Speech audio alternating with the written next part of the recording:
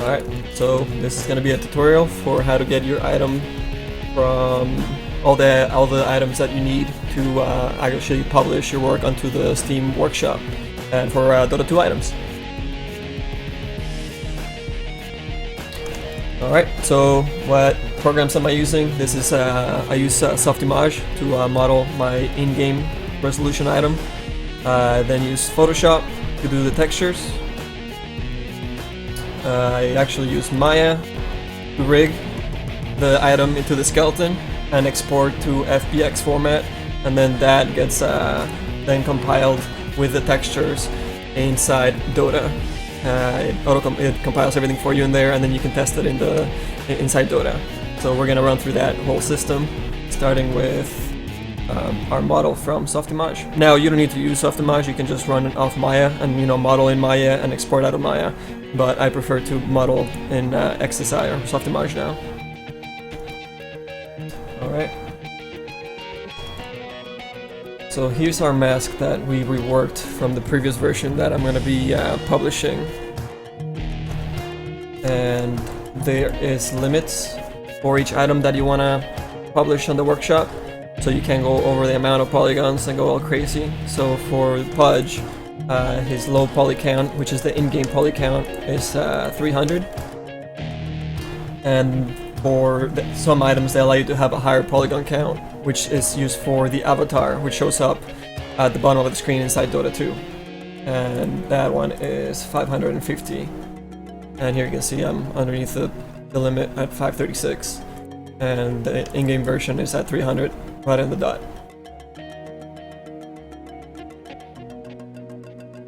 Okay, so I actually did some edits to this for this alpha mask that I'm using. That will kind of like shadow his eye a little bit inside the game. You see that? So I was clipping inside the game because the facial animations on Pudge actually push his head out this way, so he actually clips through. So I had to fix that a little bit for these polys. So we're gonna re-export this and get it back into Maya, re-rig it, and re-export the FBX so we can compile it along with the textures. Let me just run through the textures that we're actually gonna need as well. So here we have the diffuse texture, the color texture. This is our normal map texture that we baked from the high polygon mesh that we made in ZBrush. Mask 1 and mask 2.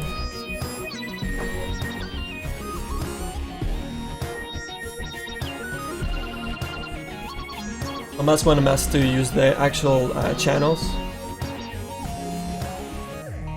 of the RGB channels, red, green, and blue, to store more information masks in there. So those masks are used for specular and rim highlights and all those sort of things.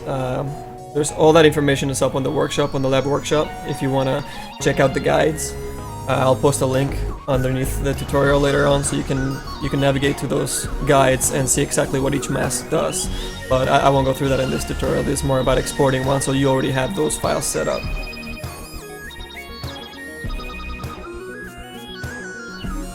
So that's one, mask 2, which didn't need anything. Your normal map, and your diffuse. So you need 4 textures essentially. And what I usually do from my working folder, I'll set those up and I work inside XSI while I'm working on them and update them as a PSD.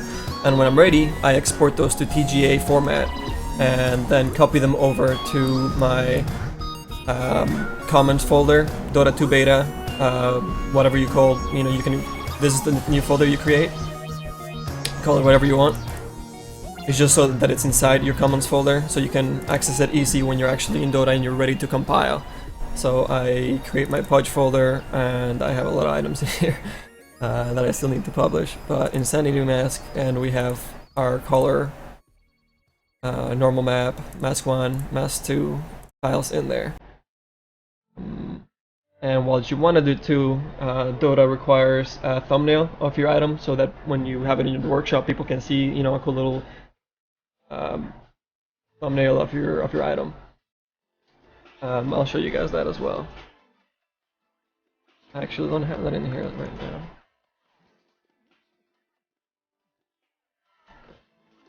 paste that over there. Here it is.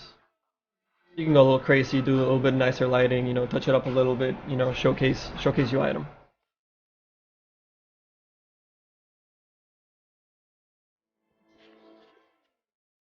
Oh, thanks, Angel Beats. Appreciate all the follows. Yeah, I think a lot of people search for tutorials on how to export items, and you know, there's a few here and there, like on YouTube, but they don't go through the process. So hopefully, this will help everybody out in the workshop, and you know, push their stuff out way easier instead of spending so much time searching for things. All right, so we have our 5 files in there, which is our thumbnail, our normal map, our color map, our masks. There's also one more image that is an optional image, and that's a marketing image. And the marketing image is used to, if Valve admits your item into Dota2, they can use your marketing if they decide to put it on the main page in Dota2 or in blogs or in other scenarios. So it's always nice to have that image. That image is also in the guides. That I'll put on the links later on. So you know, check that out if you want to make a little marketing image. I'm not going to do one right now because I'm not actually going to submit. I'm just going to show you guys how to submit. And I'll go through the process and then delete the entry or whatever, but I will show you the whole process. Okay. So those are the textures, models. We went through the model. All right. So let's export this to Maya so we can rig it. So we're going to grab this and we're going to export to OBJ format. Again, if you're working in Maya, this is a step you do not need to do. But I like working in XSI, and I need to get the model into Maya so I can use the FBX exporter for Dota 2. We're gonna get into. So I already have a file set up that I called my Insanity Mask 300 because that's the poly count. So I know the difference between that and the higher poly one, and I'm gonna call it compile so that I know that this is the one that I wanna use to compile when I grab it in Maya. We're gonna save that, override it. Yep. Cool. And then we're going to move this out of the way. Or actually, we can just hide it and bring the 500 poly version into place. And we're going to export that as well.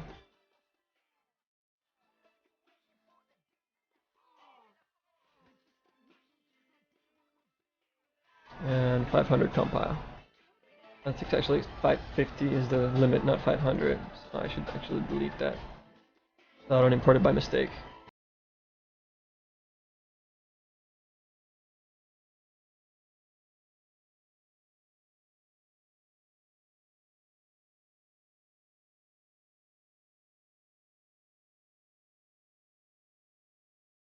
Actually, I scaled down the texture before I export it. Let me guys show you the difference. I work at a way higher resolution, and then I scale it down, and then that's the one I use to import into Dota. Sometimes, if you have a bit too much detail on your diffuse map, it will compress. The compression is not too sophisticated in the points that it won't transfer, you know, really well. If your texture's too big and it's going to too small, you know, so you'll start getting artifacts and all this little like extra pixelation on the texture. So if your in-game texture for Dota is gonna be res down to 128 pixels by 256 pixels, which the Pudge hair texture is, and I'm working at a resolution of 2000, you know, by 1000, like 2048 by 1024. That's not gonna give you the best results. So what you want to do is grab, you know, whatever resolution you're working at, because you want to use something larger like this for, you know, when you do your thumbnail and when you do your marketing piece, you know, you want to use the higher res texture a little bit so that, you know, it shines and, you know, it shows off better. So then when you get into the game, you want to res that down to, I did a 512 by, or 256 by 512, and then I imported that so that the compression doesn't get as pixelated and the transition is way better. So yeah, that's a little tip for you guys.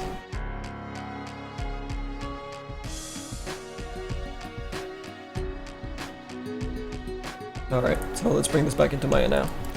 So this is a previous file, Maya file that I had open already, so I'm gonna just delete the old version that I had on there. Ignore the pink material, it's just Maya doesn't know what to do with when you import the default file from from Valve's working files. But yeah, just ignore that. We're just gonna import our assets that we actually need. Oh, when you open up those files from Valve, make sure that, you know, all the skeletons and everything is in there, you know, correctly. So that those are you know, this is what we're gonna actually need to export, is the skeleton and the bones. I imported all the default files or Pudge just for reference.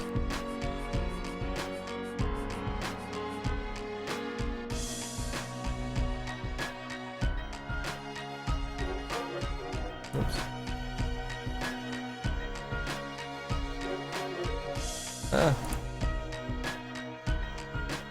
My shortcuts are not working, so I gotta use these things. Okay. Alright, so we're gonna import our OBJ from my projects list, which is Dota2 Punch models. And here we go. These are the two new ones. So let's do the in-game version first, which is my 300 one. Yes. Cool. So it's got the fixed verts and polygons there that we were worried about. So right now there's a little clipping, but that's the hair, which we're actually replacing, so we do not care about that. Just delete it for the hell of it. Alright. So bring up the material editor and just apply material just for to make sure that the material being exported with it. Alright, so now we're gonna skin it to the skeleton. And for weapons usually, and for hats and, you know, like rigid stuff that doesn't need to deform across the surface, like a jacket or a coat, or, you know, like the Pudge pants that I made months ago. All you need to really rig, you know, hard assets to is a single bone. So we're gonna use the head bone to attach our mask, which is the same thing that the hair used to be attached to this one bone. So we're gonna select our mesh, and we're gonna select the bone after the mesh, and we're gonna go to skin. Oh, make sure you're in animation up here in Maya. If you're under the like, Maya will probably open up on polygons if you're working in, you know, with your mesh or whatever. So, you know, the skinning menu won't show up, so make sure you're in animation, and then you can go to your skin, bind skin, and we're gonna do a smooth bind.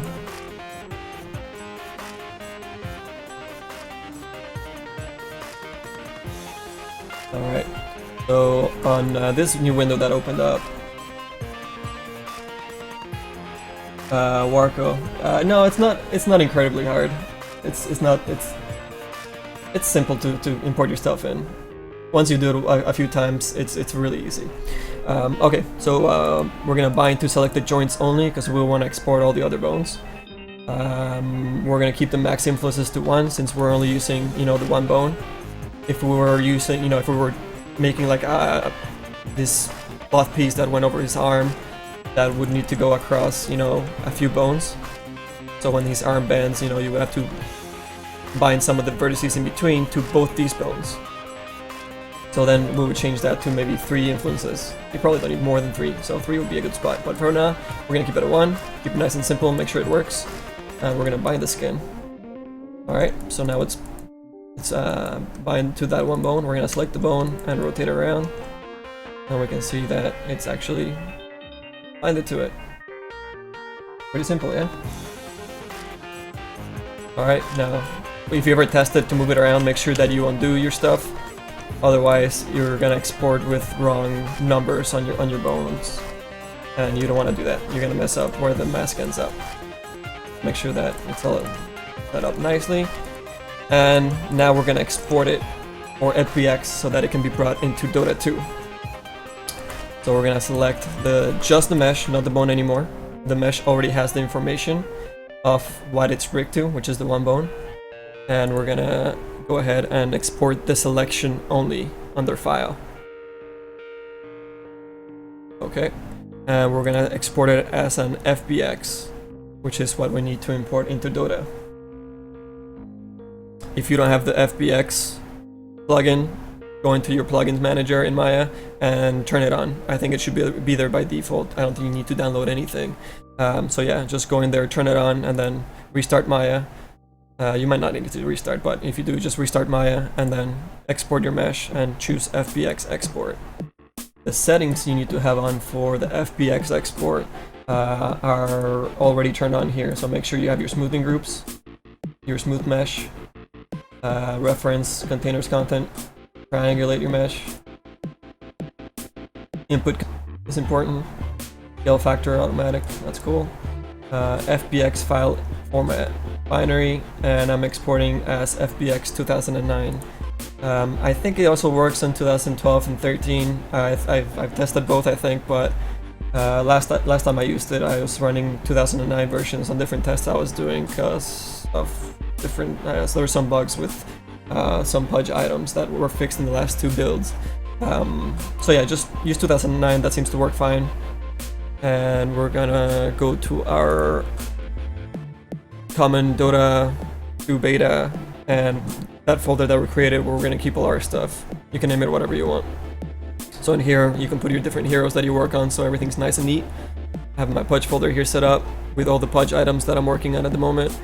Our Insanity Mask, and I already have a couple of them tested out. So we're just going to overwrite that item with the 300 version, which is the one we're doing, and replace it. Yep.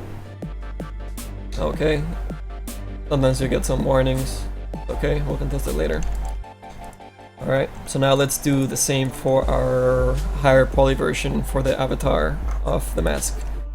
So we'll just delete that and import our 500 version, 550 compile. There it is. Select our mesh, select our joint, skin, bind, smooth bind, bind skin. Select our bone, rotate it, make sure it's binded. It is, or bound. Select our mesh, file, export selection. FBX is set. It's already in the folder that we need to be in. You know, name it accurately. Replace it if you already have another version that you worked on. Okay, so we have those files set up. So here's our folder. Red date modified. We have our new FBX files. We have our normal map, our color map, our mask 2, our mask 1, and our thumbnail. And we could have our marketing image, but I haven't done one of those yet. Again, look at that under their guidelines for information if you want to do one. If you don't have to do one. But these are the essential files that you do need to export. Nilins, yes, I will upload this to YouTube, so it'll be on the YouTube channel, and I will also pretty soon throw it up onto liveworkshop.com, which will have free tutorials and premium tutorials later down the line, but this will be a free tutorial since we want everybody to be able to export their stuff as easily as possible into the workshop. Okay, so our files are all set up, so I think all we need to do now is rigging into Dota. So let's launch Dota.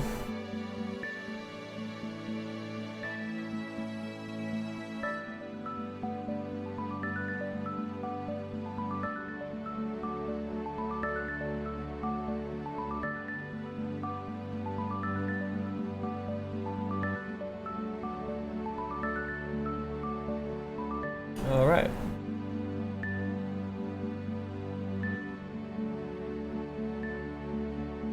New store items. Yeah.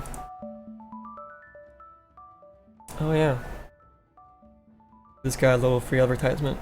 Attributes of the foretold set. Pretty neat. Neat too.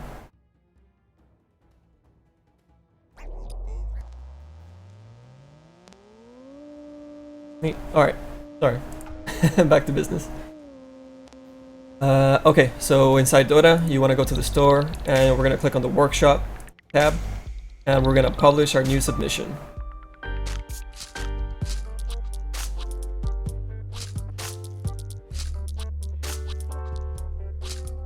Alright, actually, one of these Yeah, cool. So let me show you guys this real quick before going to publishing the thing.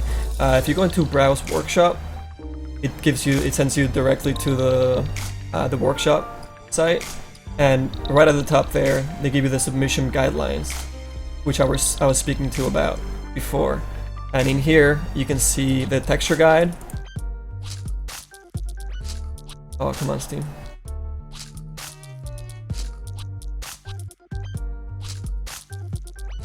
Alright, well, there's the technical guides. So in the technical guides, you can go into the geometry information, UVs, materials, effects, there's all the other stuff that you need to create the characters and the textures. And in here you can actually download all the models that have been released, so you can create items for them.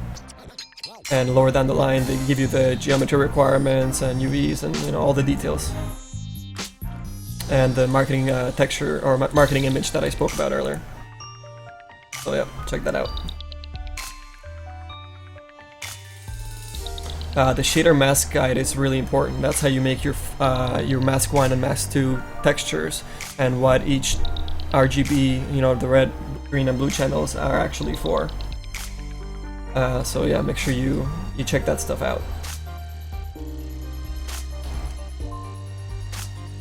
Bruno asked me if I'm good at 2D drawing. Yeah, I do concept art as well. So I do concept art and 3D models and high poly and low poly models and marketing and images and illustrations and the whole kabam. Okay, so store, workshop, publish new submission. We're gonna do a wearable item since it's a mask that Pudge is gonna be wearing. And we're gonna call this Insanity _ mask _ test X1. And here you will select our hero. I know exactly where Pudge is. I've exported a million things with a lot of errors. So I ate up all the errors for you guys. Hopefully you guys can do it without any errors. And then the loadout slot, it's going to be the head, because we're replacing the green hair. And then in models, we're gonna import our in-game model. So here it is, in-game geometry. Required max polygon count 300. We are dead on at 300, so that's awesome. We're gonna hit browse. Now we hit browse, it sends you to your last folder where you imported things from. But by default, if you've never done this before, it's gonna bring you into the Dota2 beta file. I think this is where it brings you in. It's been a while since I did the first one. So that's why I had you make your default folder where you're gonna import all your stuff into this folder, so that when the first time you were asked to import something, you have your folder right there, you know, with all your heroes that you'll be working on. Right now we just have the Pudge. Inside the Pudge I made different item folders, so everything's neat and easy to navigate to. So we go to our Insanity mask and we bring in our 300 version. So that's why I named it 300 and 550, so we know exactly, you know, which ones we're bringing in at this point. So you don't mess that up and get errors on your compile. So we select that, and then optional portrait geometry. You do not have to do the higher polygon version, but if you do feel like, you know, like your item's gonna show up in the avatar, so if it's like a headpiece or a shoulder piece, you know, that will probably show up in your avatar viewport, you know, inside the game. So that's when you want to make it the optional portrait geometry and add the polygons to, you know, to that area of the model, especially the face. If you know, if you're doing anything around the face, make sure you do extra polygons there so you don't have, you know, really hard edges. If you're doing round stuff, if you just have like really bulky, you know, like square metal stuff, then you might be fine. You might not need to do it, but nice option to have. So we'll bring that in. Here it is, 550 version. Import that in. Next, we're gonna import our textures. So we go to our texture file, and this is a really neat thing about the importer. All you need to do is select one of the 4 texture maps that we created for the model. Now, as long as you follow the tutorial on the guides and you name them under you can name them whatever it is at the beginning. Just name them all the same. And then under dash color, your color map, under dash mask 1, under dash mask 2. Ignore this, it's the made for our backup. Under dash normal map, as long as they're named in that fashion, all you need to do is click on one of them and the compiler is gonna know to import all the other ones for you. So it's pretty simple. Okay, so we have our files imported. We're gonna close that, And here's the marketing image. It's optional. I don't have one right now, so I'm not gonna bring one in, but that's where you import it. Once you have all that set up, we're gonna click on import. Welcome back, Carter.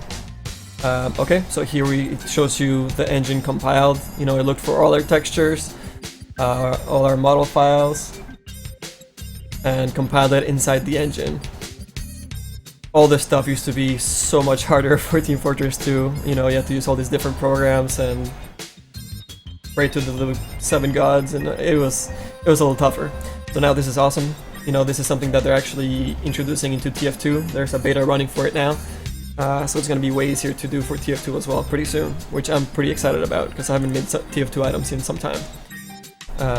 Okay, so imported successfully, we hit OK, and it brings you into the preview screen now. And here we see our mask is imported into Dota for us to preview. Seems to be loading fine. So I'll just run through the different stuff into in the viewport for you guys. So the first animation is just your idle, or your bind post, but it's actually running idle. And you can switch to all the different animations that are in the game, all of them, which is great, you know. So you can see how it looks when he runs around. Haste, the faster run. All your attack animations. Stun. Everything. So this is your full body preview that we're watching right now. Then we have your daylight preview, which shows you how your item's gonna look, you know, during the day. So it's a little bit brighter. And there's the night lighting preview, which shows you a little bit darker. So this is great for when you're working with really light textures. In this case, we are working with a white painted mask for Pudge. So this is really important for us because we want to see our brightest brights and our how the darkest darks that it's going to get inside the game. So then you can actually go back to your texture and modify it if it got too bright. You know, you don't want it to blow out. You want it to, you know, stay in the same family as colors as the rest of the items in the game. So this is no longer blowing out, you know. I did a few tests already, so this is working great. And then there's a portrait view, which is the avatar view that I've been speaking about. Now this view, it's really big, and you know, it'll never be this big in the game. It's always going to be about, you know, this big down here. So you will see like this pixelated and, you know, kind of ugly, but it's never going to be that big in game.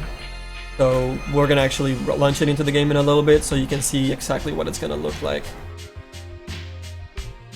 So one bug that was happening was the alpha texture was not, like I have an alpha texture on the mask with inside the eye hole there, so that it creates even a harsher shadow, so it looks scarier, you know, so you don't see like pink around the eyes. Now what's happening here though, it seems to be picking up a little bit of spec, and in the avatar view it's actually, the alpha's not even working. So that's something that I need to check. But we'll continue with the tutorial for now. Before I jump into the in-game preview, I'm gonna show you guys this other options. You can force an animated cycle, which means you can test. You know, you can run through all the frames of the animation, so you don't have to, you know, if you're doing like an attack. Oops. And you want to see if the mask happens to clip through the stomach, you know, or something like that. You know, the arms are usually, the shoulder pieces are something that you want to be really careful with. You know, so if you're seeing like, oh man, where is it exactly clipping, and you know, it's kind of hard to tell when he's moving around, you can force the cycle and you can just, you know, check that out frame by frame on the animation to see exactly when it's clipping and what parts you need to fix on your model. So this is a really neat feature that they included a few patches ago. Pretty awesome. Okay. So when you're in your daylight and night lighting preview, you know, it's always good to run through some of the animations on here. Make sure your mask is in the right place, make sure that it shows up. You know, run through your stun. You know, that's actually looks really cool on this number preview.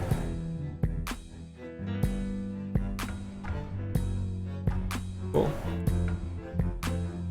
Now this overlay I've never actually worked with. Oh, okay. Interesting. I guess that's when he's looking at other characters in game or something, or when he's rotating, I guess. Huh. Interesting. It's a between I guess when he's turning or looking at something and the run animation and all the other animations. I guess you can twin it between. Yep. Cool. Okay, that's new. All right. So let's run it in game so you guys can see it actually running. We're gonna head and launch that right now.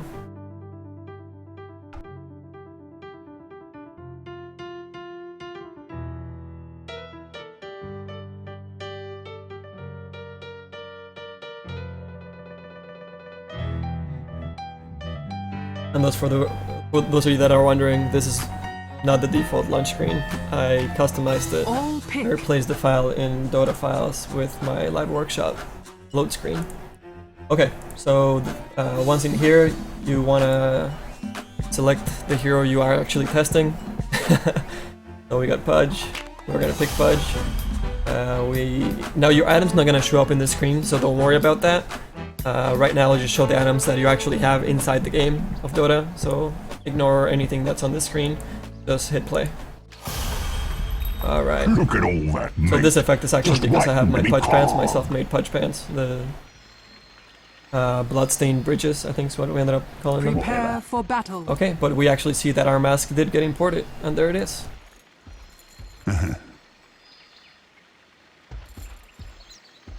There she is. Right. So it looks like the alpha is not working, and we actually have some clipping still going on, so I'll have to go back and fix that myself. But let's continue with the tutorial. So here we see, here's the portrait or avatar view that I was talking about. It's showing up pretty good, just the alpha is a little broken, so I'll fix that. So right now we're looking at model on the Radiant side. I'm gonna bring him over to the Dire so we can see all the lighting situations for it. It's a good exercise to run through.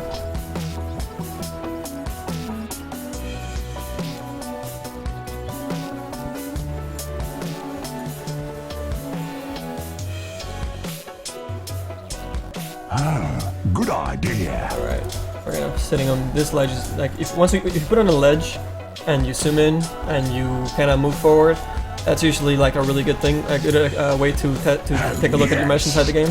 So that's the closest you can get to it in any situation. So there's a little trick for you guys to check out your item. Heading out. And then we can see them in all the angles. Coming through. Make sure the contrasts are all nice. Make sure nothing's clipping. Smells good, Danny. Oops, was that me? Breathe your last. Looking cool. Yeah.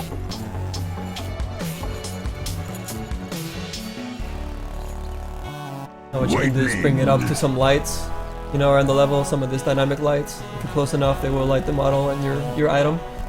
So, you know, maybe in some situations like that, or when effects are casted, you know, the item might blow out. If you want to be really picky, you know, you can check that stuff out. Oof. Here I come. So weak. Oh, Jesus, I almost died. Alright, so here we go. Yes.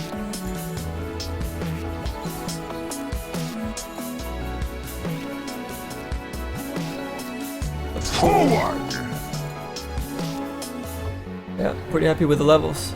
Just the mask inside the eyes are broken at the moment for some reason. So they used to work. Might be something that broke on the latest build. It could be I didn't export the texture as a 32-bit, you know, for the alpha map on the color map. So I'll double check that. It might be my fault. It might be broken inside the game. We'll check that stuff out. So yeah, there we go. If you want, you can wait for nighttime and check the lighting situation. You know, wait for the daylight to run down on Dota. I'm pretty sure this is fine for me. I already tested it before, but you should run through that exercise and check it out. So there it is. There's checking out your item in Dota. So there's no exit out of this screen for some reason. Radiant structures are fortified. So if you want to get out of the actual game, what you can do is run and watch one of your friends' game, and then you can exit out of the game there. If not, you can always just, you know, leave your game running inside this little item demo place. But there's a little trick for you guys if you wanna exit out of this screen.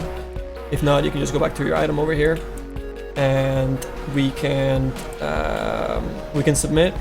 If you want to check your item with other items that you've created and that you've imported already, you go to additional items down here and you import them in the selection. Now when you import them, it's going to bring you to your common and your Dota2 files system or folder structure. And this weird number that is created is actually your account. It's always different for everybody, but it's just your account number or your account items number, or I don't know what they actually call it, but in here is where your item is actually created in the folders file. So when you submit an item into the store, this is where it's at. So if you want to add it and, you know, see how it works with all your other items, if you're making a set, this is the way to check it, and it's great because you can see how they work together, and especially with your colors and your masks and all that stuff. So you import it in there and it'll show up in this view here, so you can see it all together. And you can even launch the in-game preview and see all your items together in the game. Awesome. Awesome stuff, right? Okay, so after you've done all that, you can submit your item. You can browse to what you want to call the zip file. Your submission title for the set. So this is just gonna be Insanity Mask Test. And your description here, you can, you know, be funny with your description. You can name the thing, talk about the set that it's in, put a link to it if there's a work in progress thread, if you want to show it in websites like Polycount or the liveworkshop.com, anything like that. You can just leave this as placeholder, and you can always go back into it into the Steam community, and you can always change the submission title or the description at a later point. So you can always update that stuff. Preview image. This is the beauty image that we created for Pudge. It's the thumbnail. So this is what's going to show up in the workshop. And then we click submit. And we are submitting the file right now. I'm gonna delete this because I don't actually want to submit this. I want to fix the eyes, I want to have the right name, and I want to make a marketing image. So this is just for you guys. Alright, so there it is. It got submitted into the workshop. And once you're in the workshop, you know, you get this the heading, this warning that says you need to finalize your revenue for your item. So if Valve decides to put your awesome item into the workshop, you need to scroll down here, and if you work with somebody in your item, with whether it was a concept artist or another modeler or somebody that, you know, it was somebody's idea and you feel like they deserve part of the credit for the item, or they helped you export it or rig it, you know, some people might not know how to rig. Hopefully now you do, that you watch this tutorial, a simple way of rigging. I'll show you guys how to bind, you know, more complex stuff in a different tutorial, but you know, you can split the revenue if your item gets into the store. You know, it sells for real money, and Valve gives you a percentage of the sales. So if you work with somebody, give them a percentage. You add another user right here. You split the percentages to what you guys agree on, and you hit finalize, and then it sends an email to the person, I think to both parties, but maybe just to the other person that worked with you on this item. Since you're the person submitting it, I think it only sends it to them. So they get that email, you know, about, hey, you know, somebody's submitting this item that said that you contributed to. This is the percentage that they said that you're responsible for, and then they need to agree to that percentage. Once they agree on it, it'll show up on this screen, and then you hit finalize again, and it actually gets submitted into the workshop, and it will show up into, it'll show up in the actual workshop, you know, on their most recent. Your item, oh shit, well, whoops, sorry, excuse me. So it's actually already there. So I actually need to delete this, so it's not there right now. But that's where it'll show up. That's where people will be able to rate your item. It'll give it, you know, once you get the more ratings, more stars you'll get. People will be able to comment on it. People will rate it. They can favorite it. They can comment. They can share it. They can add it to a collection, or they can report if it's an offensive item, or if it's stolen from somewhere, if it's from a different game that they stole it from. You know, you can always do that. So it's always good, you know, if you're part of the community, to rate good items, downgrade items if you believe that they need work. If they're not part of the lore, favorite them if you want to keep an eye on them. You know, share them. It always helps the author. You know, if you actually do all this stuff, if you like the item, you know, you help the author out. The author will make more items, and everybody wins, right? So yeah, if it is your item, you can always go into edit title and description. You can add images if you want to add screenshots in game. If you want to add in work in progress, you know, that's always really neat for people to see, you know, the process, or in screenshots of the game, because this is the only image that's in the workshop for this item right now. So make sure you go in there and you add screenshots. It will help people know what's actually going to look like in game, and you will get more ratings for it. You get more ratings, it gets a better chance of being noticed by Valve, and in return, a better chance of making it into the workshop. Okay, so I think that's it in a nutshell. I'm gonna delete this because we don't want it in the workshop. We don't want people looking at it and rating it. It was just a test. So let's go back to the workshop, make sure that it's not there.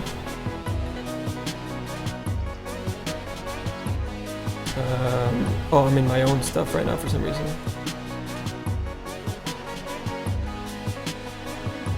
Go back.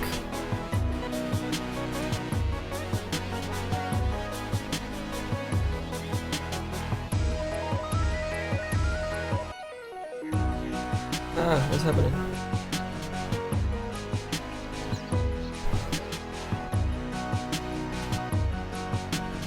Most recent.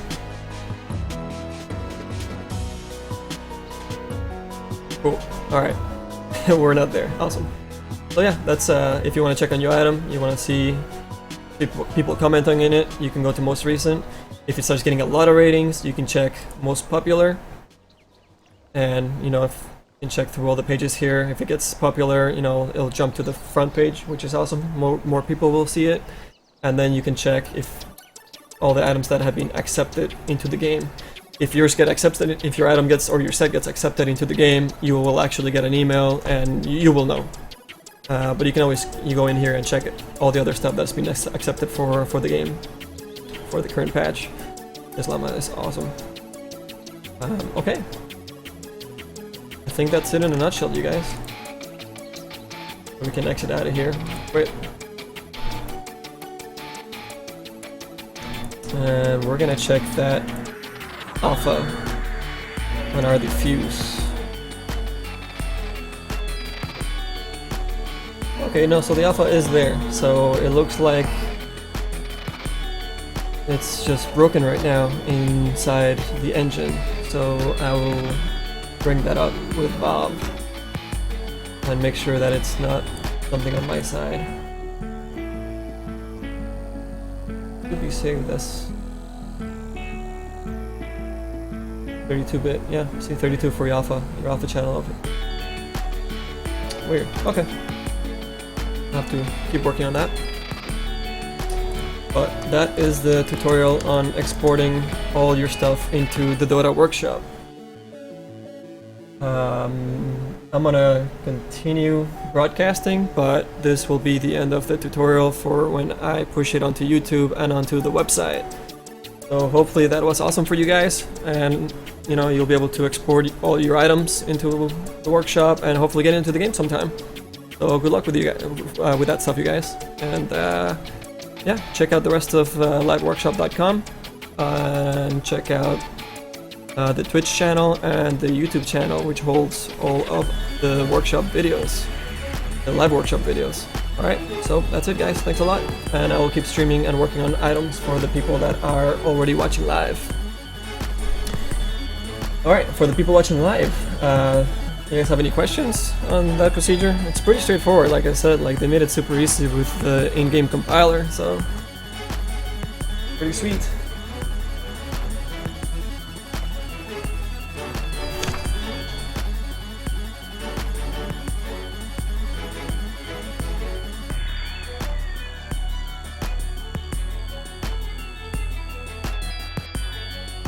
Oh, thanks, Car. Yeah, that's the link to my workshop. All the stuff that I actually haven't submitted into the workshop, including the stuff that got into the workshop as well, or into the game.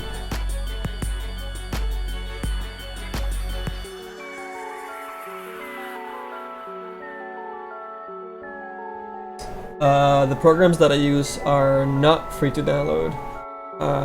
Softimage and Maya and ZBrush for high poly stuff. If you're making high poly stuff, that's what you need. And what I say, and Photoshop. All those programs you need to purchase, but you can download them and try them for 30 days. If you're a student, I think you can get a discount on most of those programs, a fairly good discount at that. And I think Softimage has a mod tool. I'm not sure if there's a mod tool for Maya, but I think the mod tool allows you to export, like work in the program for free and export certain file types. So check into that, but that's one way to work on it for free. I know there's other 3D applications that are free. There's free applications. I think Moto has a free version. I don't use Moto, but you know, just yeah, check that out. Check that out on forums like Polycount. It's a great modeling forum. CG forums are great. 3D Total. But yeah, there's a big community in Polycount. You go to polycount.com and into the forums. Lots of people working on items there. Eventually, when I launch the liveworkshop.com, you'll be able to have a community there and tutorials, and you know, learn and check out all the free programs and everything that you need to do from start to finish to create in-game assets.